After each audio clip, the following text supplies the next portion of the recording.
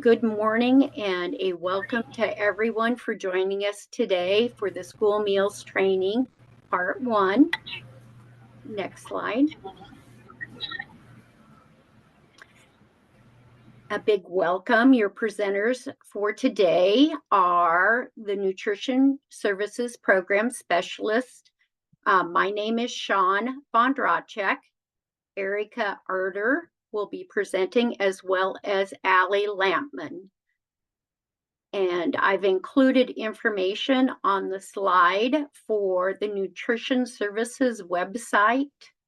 This is where you will find information, resources, and forms presented throughout this morning's presentation. Next slide. Some housekeeping tips to keep in mind today. Please use the chat box to ask your questions. We will not be answering these questions during the presentation, but at the end of the presentation. But you can enter your questions in as you have them, but just be aware they will not be answered till the end of the presentation.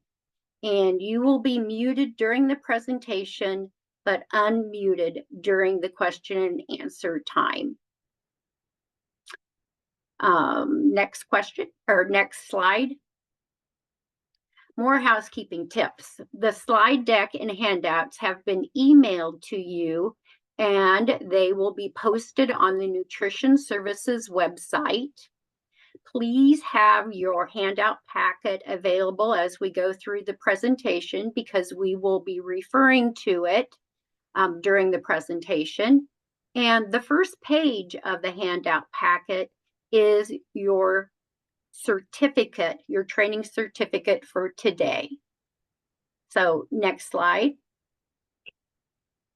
So on the training certificate, we use the honor system. So today's presentation is from 9 to 12, and so you will be receiving 3 hours of professional standards training hours, and that is the number of CEUs that you're earning today. You do not have to have your SNA number. The SNA is an acronym for the School Nutrition Association. If you're a member of the association, you're assigned a ID number, and you do not have to be a member of the School Nutrition Association. You don't even have to put that number on your training certificate. But the training certificate serves as your documentation that you have obtained 3 hours of continuing education. So with that, next slide, Allie, is the training certificate that we just talked about. We use the honor system, and with the honor system, if you stay till the end, you receive 3 hours. If you decide to leave us early, please put the number of hours that you actually attended the training, and we encourage you to stay until the end for your success and hopefully less stress, because we will be covering a lot of information, a lot of important information that we don't want you to miss. Next slide. So what's our objectives for today? Well, the plan is that we want you to be able to plan lunch and breakfast menus that meet the USDA meal pattern requirements. We want you to be able to identify the required documentation for meal pattern contribution. So those are the 2 things we will be covering today. Next slide. So how does it all work? Well, school food authorities, and we use a lot of acronyms in the program, and school food authorities, the acronym is SFAs, must adhere to the rules and regulations of the school meals program in order to receive federal dollars. Nutrition services staff train on those rules and regulations, and then we conduct administrative reviews and procurement reviews to ensure compliance with the rules and regulations. So we're on a 5-year cycle that was extended 2 years because we were not in schools for 2 years because of COVID. And so we are actually in what's called a 7-year cycle because we didn't do reviews for 2 years. So if you have not had a recent review, you may be having one this upcoming school year. We will notify schools in the fall if they will be reviewed in school year 24-25. Next slide. We want to ensure that you have successful reviews, and we want to provide you with resources to help you accomplish that goal. So in your handout packet, we have key terms and definitions for the school meals program.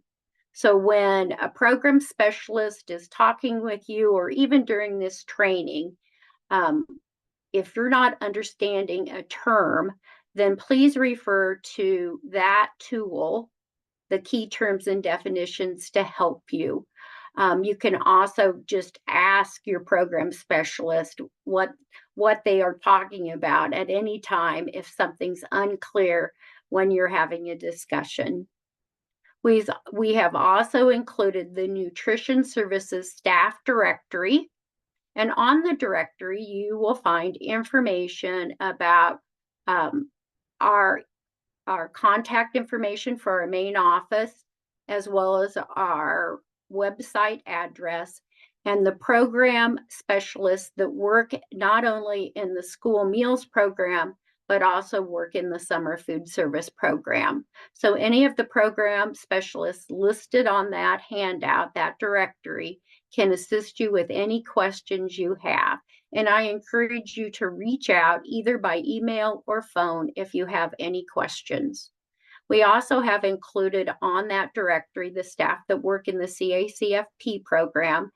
And the CACFP program is the Child and Adult Care Food Program. We are housed in the same office, 2 separate programs. Financial Services is listed, our contact for financial services, as well as we have contact information for the food distribution program, which is administered through the Health and Human Service Agency. And so that contact information is also listed, as well as our state contact for food safety is listed on the directory. So if you're having any remodeling or new construction, you need to reach out to Alan in that office, because plans need to be approved prior to the start of remodel and construction by a food safety inspector. Next slide.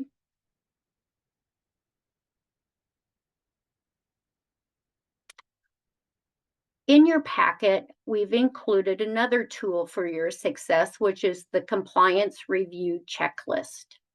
This is a new tool that we're making available. It is a self-review checklist that helps you understand what your responsibilities are in the program. Now, on the review checklist, it is divided into 2 areas. One is the administrative aspects of the program, and that would include determining eligibility for students that are free and reduced, as well as submitting the claim information. And then the second part of the compliance review is the food service aspects of the program that you would need to be responsible for. And so please use that tool. It's a great tool to use as you're checking to make sure that you are in compliance. And then the last tool that we've included in your handout packet is important dates. And there are specific dates that are important in the program. And so we've included that on that handout to help guide you through what needs to happen when. Next slide. Some other important information you need to know for school year 24-25, meals are reimbursed by student eligibility, and that's the free, reduced, and paid. And USDA released this information in early July, and those rates are available on the Nutrition Services website under Quick Links on the homepage. And then on the slide, we have what those current rates of reimbursement are. So how to interpret those rates of reimbursement? For lunch, we see that the free rate of reimbursement is $4.43. Now, an additional layer of reimbursement is available to schools, and that is the performance-based incentive. And that is an additional 9 cents on top of the free, reduced, and paid rates of reimbursement. That additional layer of reimbursement, that additional 9 cents, has increased from previous years. When we first started with the performance-based incentive, it was 6 cents, then it went to 7 cents, then it went to 8 cents, and this upcoming school year, it increased to 9 cents. And that layer of reimbursement is for meeting all of the vegetable subgroups and whole grain rich requirements. It is a level of reimbursement that can be earned off if a school is not in compliance, and it takes quite a bit to get that turned back on if a school is found to be non-compliant. So wanted to explain that to you. We have at the top the breakfast rates of reimbursement, and then we have reimbursement for severe need breakfast. Severe need breakfast is an additional reimbursement available to schools that had over 40% participation in lunch the second preceding year. So it's just an additional reimbursement for those schools that have higher free and reduced rates of participation. Next slide. So what are some upcoming changes to the school nutrition standards and current flexibilities? This has been in the works for quite a while, and you probably have received information on upcoming changes to the school nutrition standards. And so I wanted to explain to you that the final rule titled Child Nutrition Programs Meal Pattern Consistent with the 2025 Dietary Guidelines for Americans was published on April 25th of 24. And the goal of the final rule is to improve the nutritional quality of school meals. And rest assured, it is a phase-in approach to changes to the current meal pattern. Required changes will not begin until school year 25-26, with a phase-in approach through school year 27-28. So no required changes to the meal pattern for this upcoming school year. But there are added flexibilities that start July 1st. So those are already in place, and we will be talking about those flexibilities and the upcoming changes to the current meal pattern in today's presentation. In your handout packet, the timeline for implementation of each of the changes and added flexibilities is included in a handout. So that information is available to you. The timeline is very nice from USDA that explains what those changes are, when they happen, as well as those flexibilities that are in place as of July 1st. So let's go to the next slide. and we are going to jump in to the National School Lunch Meal Pattern. Next slide. To help explain this food-based meal pattern, it requires foods to be served from different food groups called components. And if you refer to your handout packet, you will see the lunch meal pattern. And we can identify the components, as well as this meal pattern requires portion sizes to be served to the specific grade groups. And the menus must meet not only meal pattern requirements, but they also must meet the USDA nutrient standards. So next slide. Let's refer to the meal pattern for lunch, and we can see that we have the food components listed, and those food components consist of fruit, vegetables, grains, meat alternate, and milk.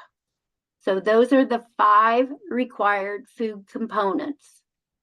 As we look across the page, we can see the required grade groups. So there is a required portion size for each of the 5 food components for grades K through 5, grades 6 through 8, and grades 9 through 12. And at the bottom of the page, we can see what those nutrient standards are for calories, saturated fat, and sodium. There's also footnotes listed on the page that explain each of the components a little bit more. And you need to always refer to the footnotes when you look at the different meal pattern requirements. That's where the specific information is found. So next slide. What are the required grade groups? K through 5, grades 6 through 8, grades 9 through 12. And then there is what we call an overlap between grades K through 8. So with that being said, as we look at the meal pattern requirements, we can see that for K through 8, the portion sizes are the same for 4 food components. One food component, which is the meat alternate, the weekly requirement for grades K through 5 is 8-ounce equivalent. For 6 through 8, the requirement is a 9-ounce equivalent per week. We will talk about this more on the next slide when we discuss the meat alternate. So as we look at the slide, we can see the daily requirement for K through 5 and 6 through 8 is a 1-ounce equivalent minimum per day. For grades 9 through 12, the daily requirement is a 2-ounce equivalent minimum of meat alternate.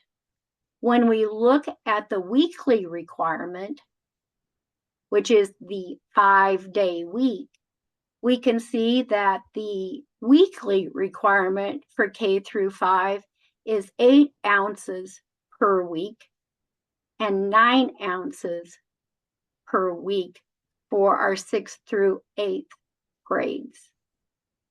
For 9 through 12, the requirement is 10-ounce equivalent per week.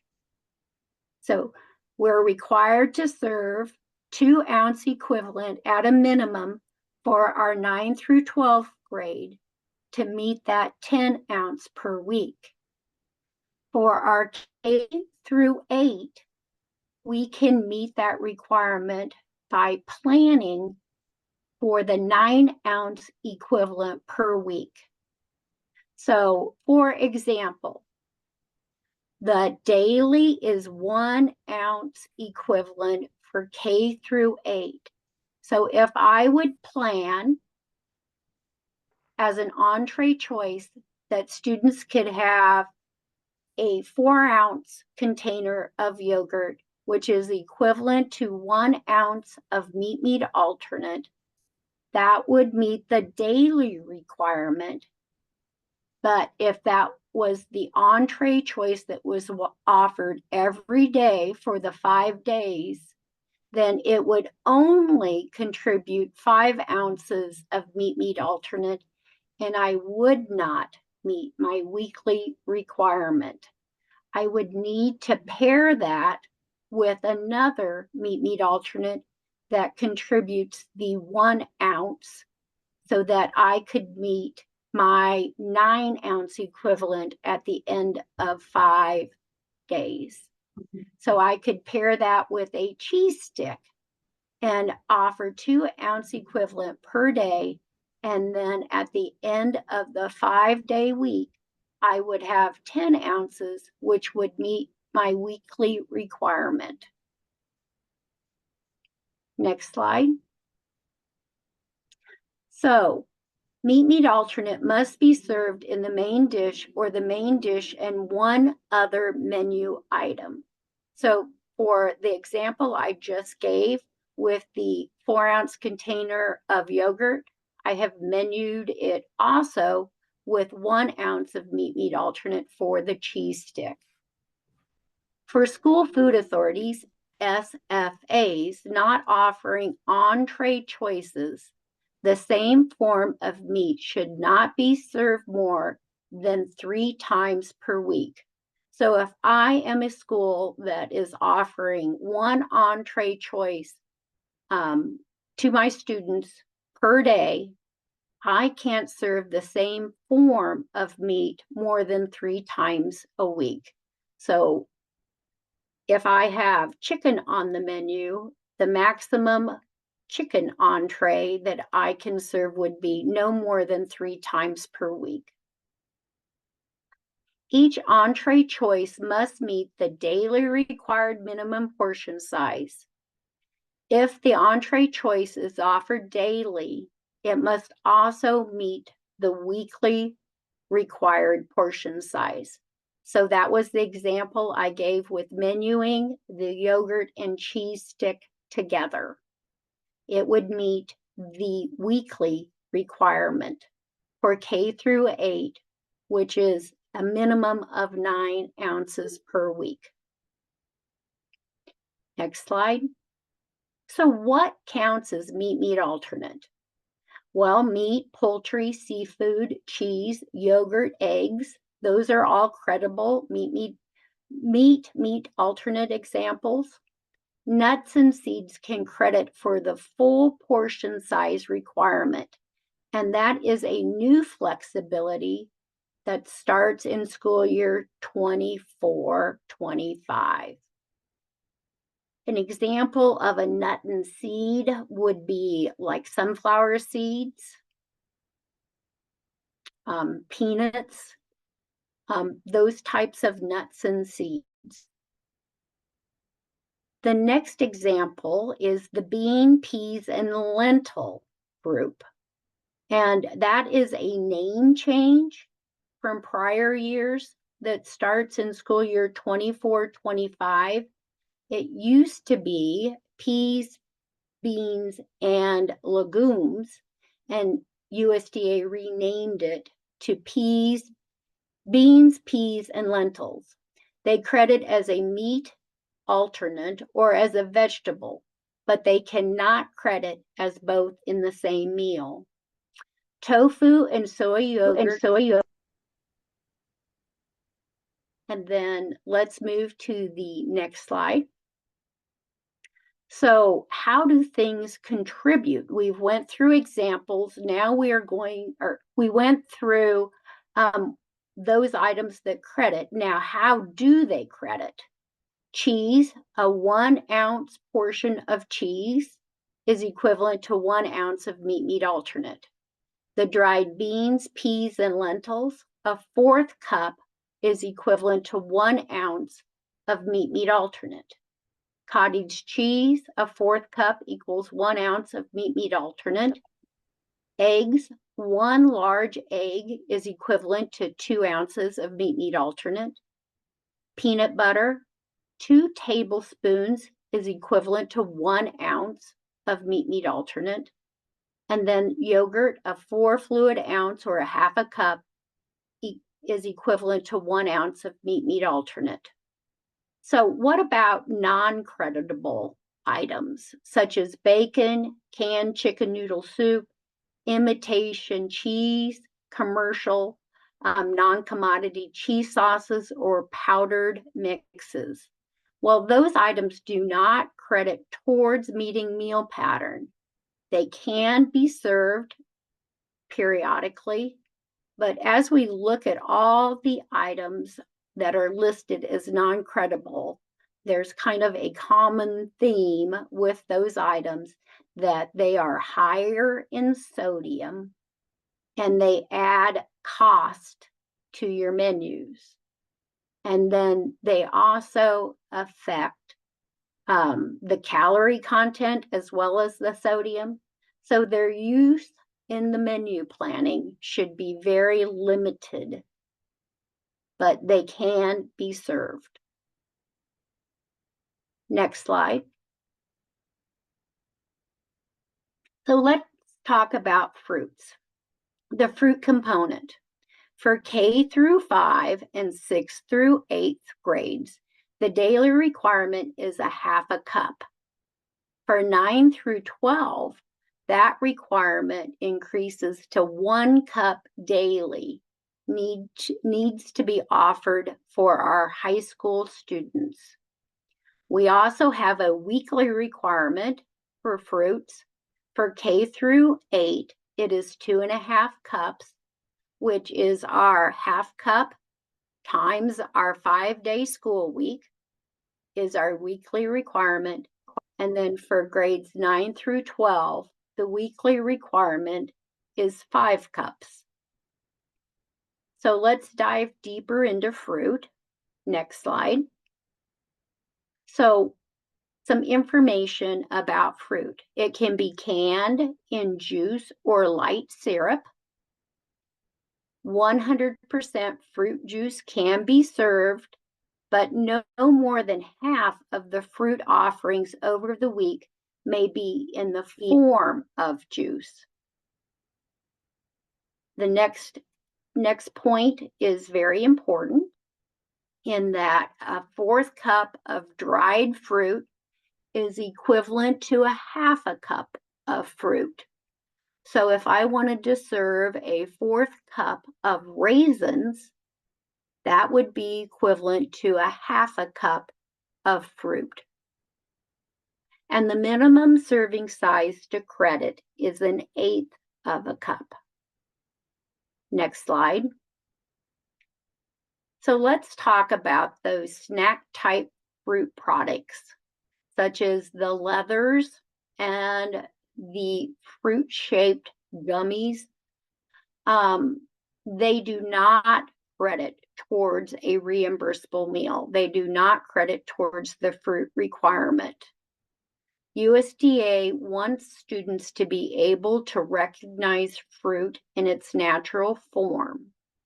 These items may be eligible to be sold as a smart snack type item, but they do not credit towards meeting the fruit component in the lunch program. Next slide. Let's talk about vegetables. We have the daily requirement of 3/4 cup for K through 8. So the same portion size for both of those grade groups. And for 9 through 12, we have a 1 cup requirement that needs to be offered to our high school students. There's also the weekly requirements of 3 3/4 cup for K through 8 and the 5 cup minimum requirement for 9 through 12.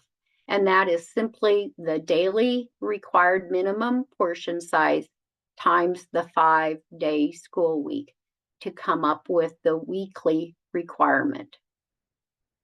Next slide.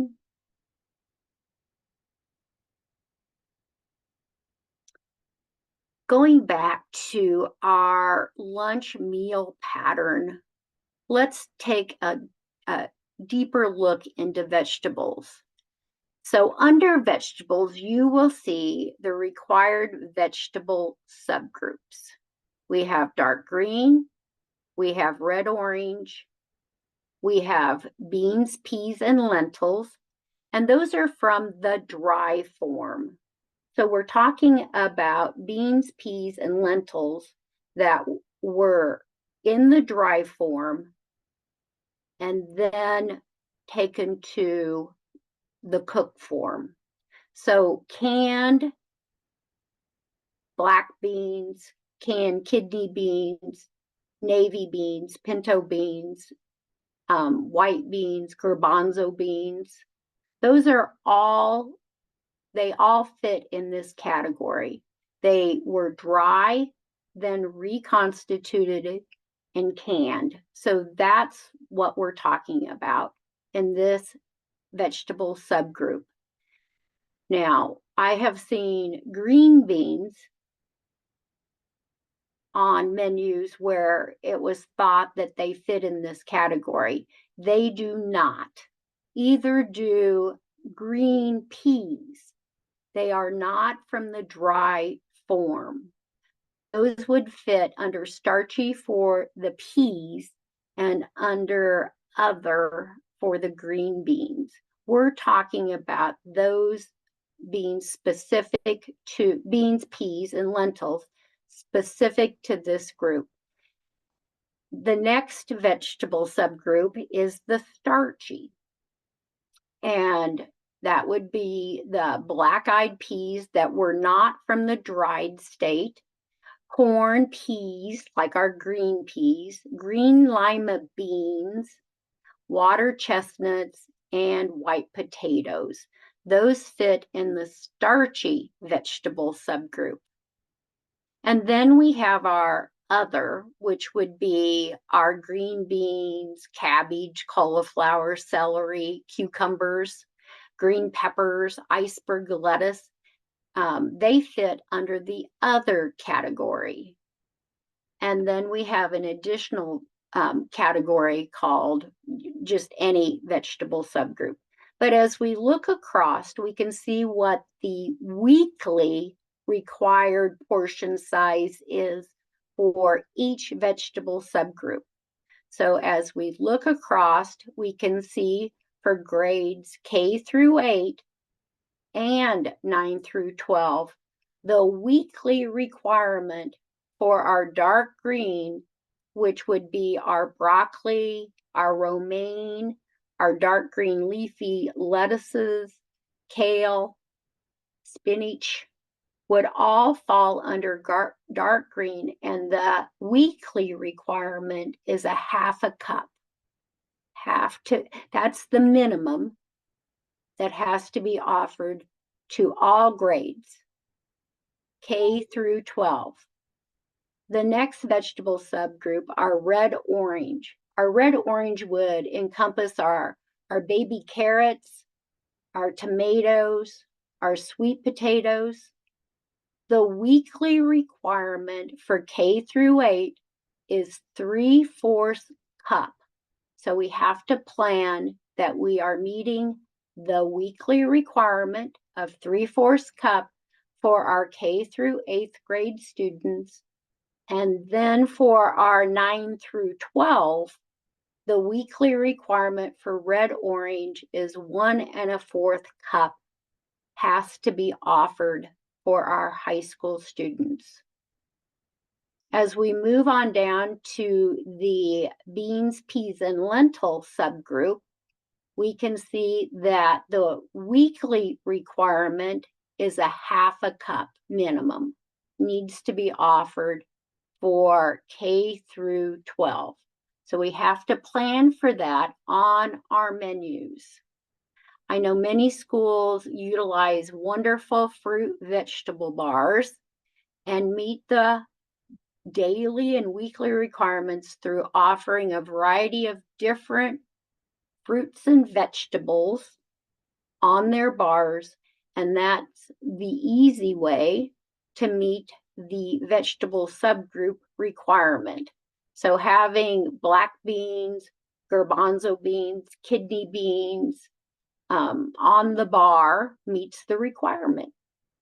Students can serve themselves, but you are offering the required minimum portion sizes. The next vegetable subgroup is that starchy category, and the weekly minimum requirement is a half a cup per week for all grade groups. The other category, the catch-all for our cauliflower, celery, cucumbers, green beans, green peppers, iceberg lettuce, mushrooms, zucchini, is a half a cup for K through 8. And then 9 through 12, the requirement is 3/4 cup per week.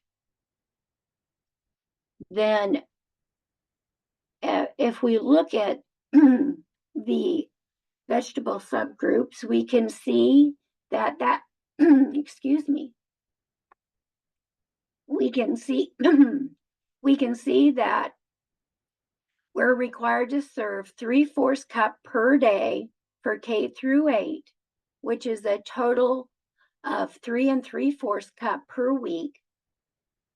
And if we add up the vegetable subgroups, then we still have that flexibility of offering additional to make that weekly requirement. For 9 through 12, the daily requirement is 1 cup needs to be offered daily for 9 through 12 to equal 5 cups per week minimum. And so we have flexibility to offer additional vegetables. Let's move to the next slide. And some must-knows about vegetables. Raw leafy salad greens credit at half the volume served. So 1 cup of romaine lettuce is equivalent to a half a cup of vegetable. It takes twice the volume for green leafy to credit. So, for example, if I am standing at the end of the line where the meal count is being taken, where the cashier is identifying if the student has a half a cup of vegetable on their tray as they're leaving the fruit and vegetable bar, they would be looking for 1 cup of romaine lettuce, if that was the only vegetable taken, to be equivalent to a half a cup of vegetable. So remember when we talked about the fruit requirement, for dried fruit, it takes half the volume. So once again, a 1/4 cup of raisins is equivalent to a half a cup of fruit.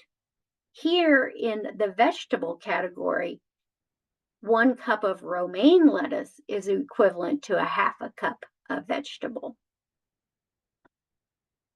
Vegetable blends and mixes, for example, are California blend vegetables, which would be the combination of carrots, cauliflower, and broccoli.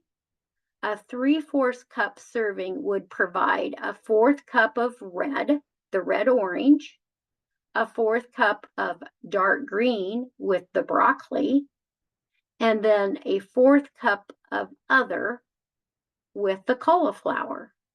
So that's how I credit a California blend. And then when we talk about our cooked dried beans, peas, and lentils, they may count as the meat alternate or as a vegetable, as we've mentioned earlier, but they cannot count as both. But a new flexibility is that they can count towards the required weekly vegetable subgroup portion size if served as a meat alternate. So that's an added flexibility for this that started July 1st. And then the next slide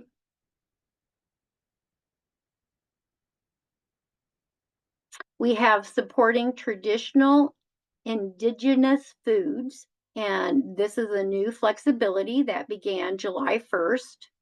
And that for SFAs in schools that are tribally operated or operated by the Bureau of Indian Education and serve primarily American Indian or Alaskan Native participants, they have the flexibility to serve vegetables to meet the grain requirement. And also an added flexibility is that traditional indigenous foods may be served in school meals, and it encourages schools to serve traditional indigenous foods such as plants, berries, and certain meats. So added flexibility, and if you would refer to your timeline under flexibilities, it explains this these added flexibilities that start July 1st of 24. Next slide.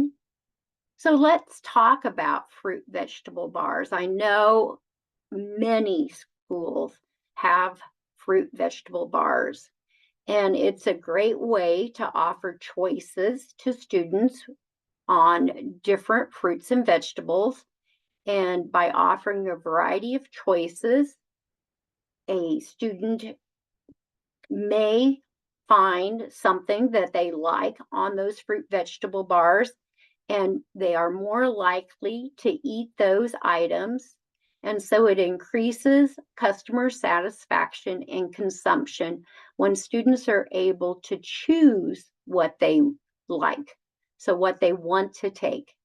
And of course, it helps meet those weekly subgroup requirements because we are offering those as choices to our students. So on the picture on the slide, we can see we have celery, baby carrots, we have broccoli, we have cauliflower, we have our cherry tomatoes, we have a romaine iceberg mix.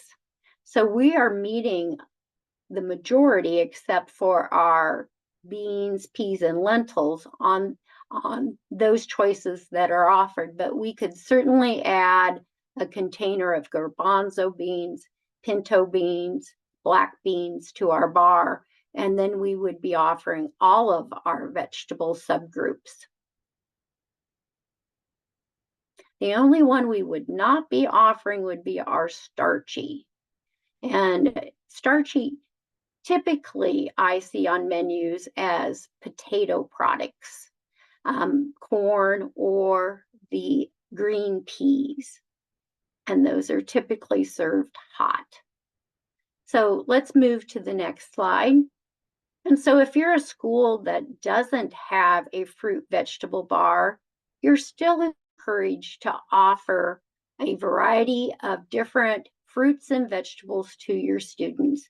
And as we can see on the slide, there's many ways to do that by offering pre-cupped portions of different vegetables, different fruits for our students. This also increases customer satisfaction because students can choose what they want to take from a variety of different choices.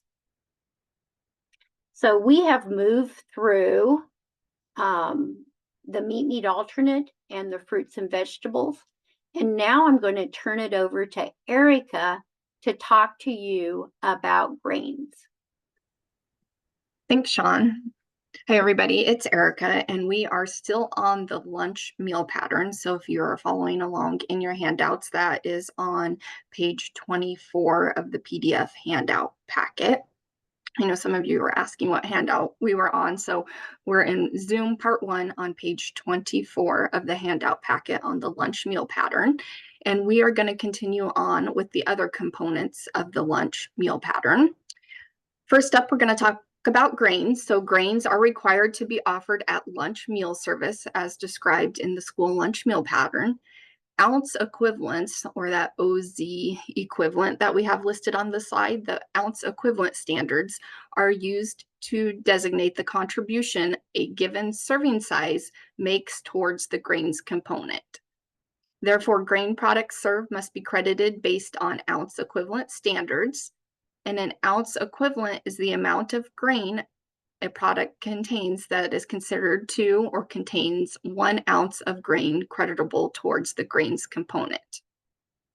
Now, just like Sean was talking about with the meat alternate, we have both daily and weekly requirements for the grain components.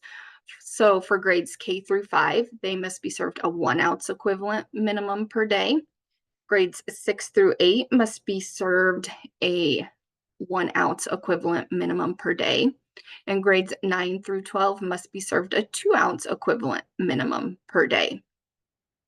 In addition to having to meet both the daily and weekly requirements, so in addition to having to meet the daily requirements, you also need to meet the weekly requirements. So for grades K through 5, that would be 8 ounces equivalent per week, and 6 through 8, an 8 ounce equivalent per week. So you can see there's an overlap between grades K through 5 and 6 through 8. So both of those grades K through 8 need 1 ounce minimum per day and 8 ounces per week. And then grades 9 through 12 need more. So they need that 2 ounce equivalent per day and then 10 ounce equivalents per week. Now, just keep in mind for those grades K through 8, if you offer just the 1 ounce minimum daily, you would not, by the end of your 5-day week, meet your 8 ounce equivalent for the weekly requirements. So you either need to offer more minimum daily, or if you offer only that 1 ounce minimum on a particular day, then you'll need to offer more throughout the week to meet your weekly requirements. For grades 9 through 12, that makes sense, right? 2 ounce equivalent minimum per day. By the end of your 5-day week, you would have 10 ounce equivalents by the end of your 5-day week. Also keep in mind this applies to all entree options. So you have to meet both the daily and weekly requirements for any alternate entree options as well. So if you're offering an alternate entree that only credits as a 1 ounce equivalent, you would need to add an additional grain item to it in order to meet that weekly requirement. Next slide.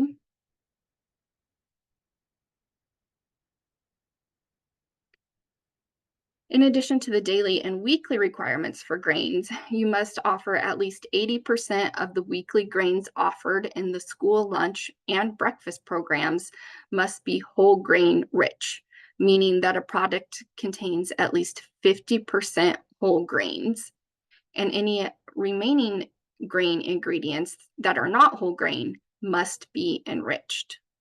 This requirement applies to each program, the school lunch and the school breakfast program separately. So at breakfast, at least 80% of the grains you offer must be whole grain rich, and at lunch, at least 80% of the grains you offer must be whole grain rich. Next slide. The final rule maintains the current requirement that at least 80% of the grains offered each week in the school lunch and breakfast program must be whole grain based on ounce equivalents. Because this requirement is already in effect, you would not need to make any changes to your menus if you, from the previous school year. This was in effect last school year. So the whole grain requirement will help meet local and cultural preferences and allow schools to offer enriched grains such as white rice or non-whole grain rich tortillas, while still promoting whole grain rich foods throughout the school week. This requirement is a minimum standard, not a maximum, and schools may choose to increase whole grain rich offerings beyond the 80%. So if you want to offer 100% of your grain offerings throughout the week to be whole grain rich, you can do that. This is just a minimum requirement, that 80% at least 80% of the grains offered through the week must be whole grain rich. These changes reflect a practical and feasible way to work towards the dietary guidelines for Americans' recommendation to increase whole grain consumption. Next slide. The final rule also adds the definition of whole grain rich to the school meals program regulations. The definition already aligns with existing policy, and it states that whole grain rich is the term designated by Food and Nutrition Services to indicate that the grain component of a product is between 50 and 100% whole grain, with any remaining grains being enriched. Adding this definition to regulations does not change the meaning of whole grain rich that you have known in the past, and you can continue to identify whole grain rich products as has been described in current guidance, and we will go through how to do that coming up here on the next couple slides. Next slide. So in order for an item to be considered whole grain rich, there's 3 criteria that need to be met. The first one is that the product contains at least 50% whole grains by weight. This means that a whole grain, and that word whole is important, whole grain is the first ingredient, or if water is listed as the first ingredient, the second ingredient must be a whole grain. Any remaining grain ingredients are enriched. And number 3, any non-creditable grain ingredients are less than 2% of the product formula. So on your ingredient statement or your ingredient list, it's going to tell you, it'll say, enriched flour. And then the less than 2% is usually listed at the end of the ingredient statement. Next slide. You do need to have documentation on file to provide to us when we come to do an administrative review to show that the items you are serving are whole grain rich, and documentation that would be acceptable. Some examples, one would be the product ingredient list. So like we just talked about, a product ingredient list showing that at least that the first ingredient is a whole grain product. Number 2 would be a CN label, which provides meal pattern contribution information for commercially prepared combination food items containing grains.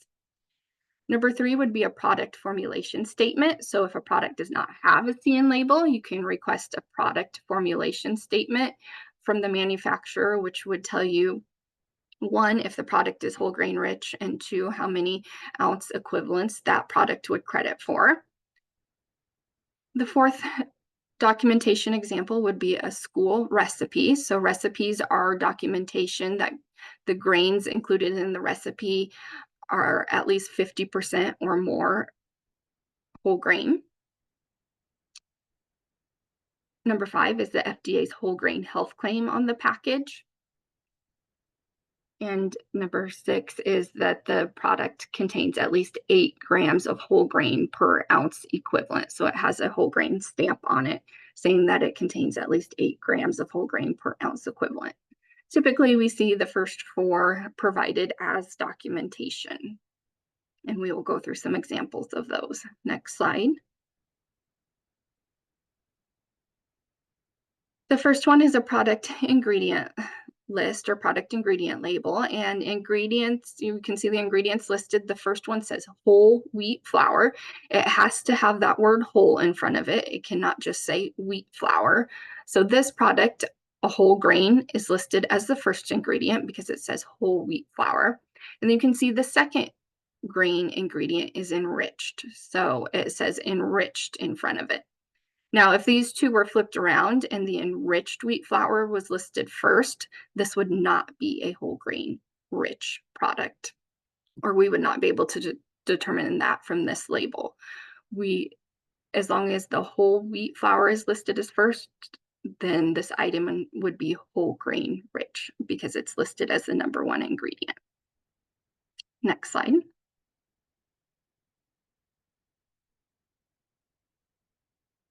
The next example is a child nutrition label or CN label. You've probably seen these on some of your commercially prepared or combination food items. It has that box around it with the CN on all four sides, and it gives you the ounce equivalent of grains. So we can see on this chicken stir-fry bowl, each 4.5 ounce chicken stir-fry bowl provides 1 ounce equivalent of grains. Next slide. We have an example of a product formulation statement coming up later in our labels section. So we're going to skip to the school recipe. School recipes are also documentation. The grains included in this recipe must indicate that 50% or more of the grain is whole grain. So we can see our school recipe for cornbread. We have the weight of the whole wheat flour and the whole grain cornmeal combined equals 1.5 pounds, which exceeds the weight of our enriched flour, which is 1 pound. So therefore, the cornbread made from this recipe is whole grain rich. Our 1.5 pounds of whole grains divided by 2.5 pounds of total grains in the product gives us 60%. So it shows us that more than 50% of the grain is a whole grain. Next slide.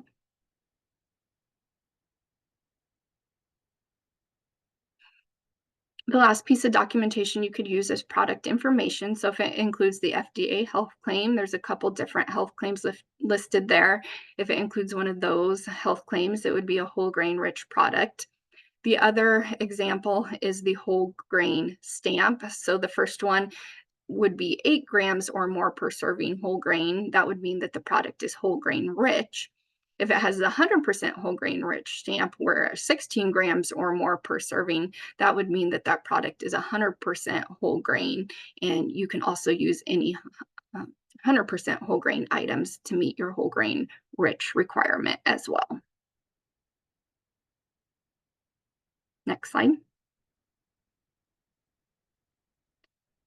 We did want to touch on grain-based desserts. So you can credit a total of 2 ounce equivalents of whole grain rich desserts per week.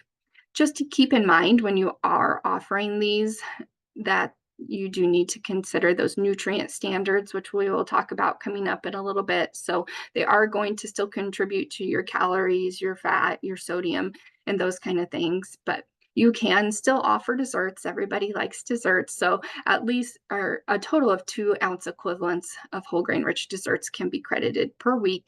But just keep in mind that they do need to still fit into your menu and those nutrient standards. Next slide.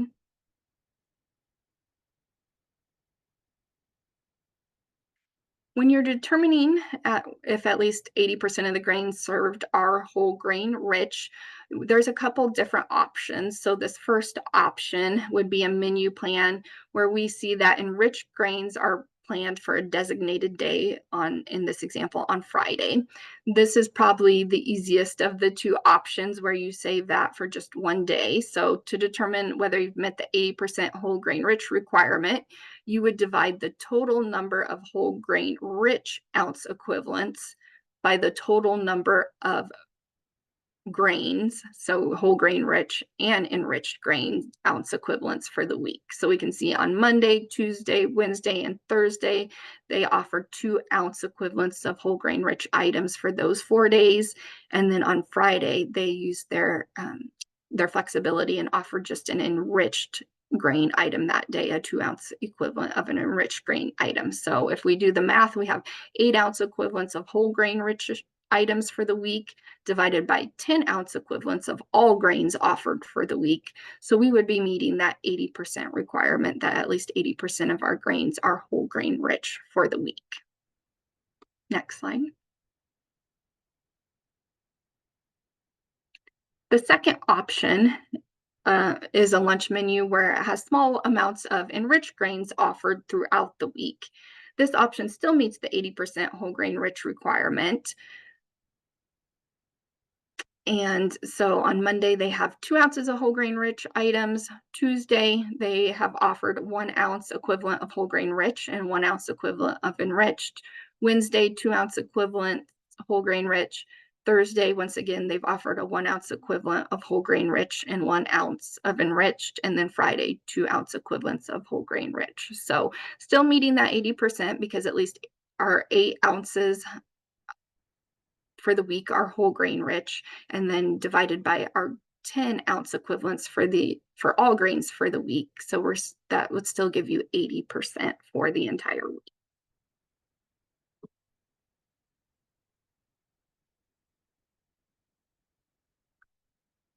Okay, next slide.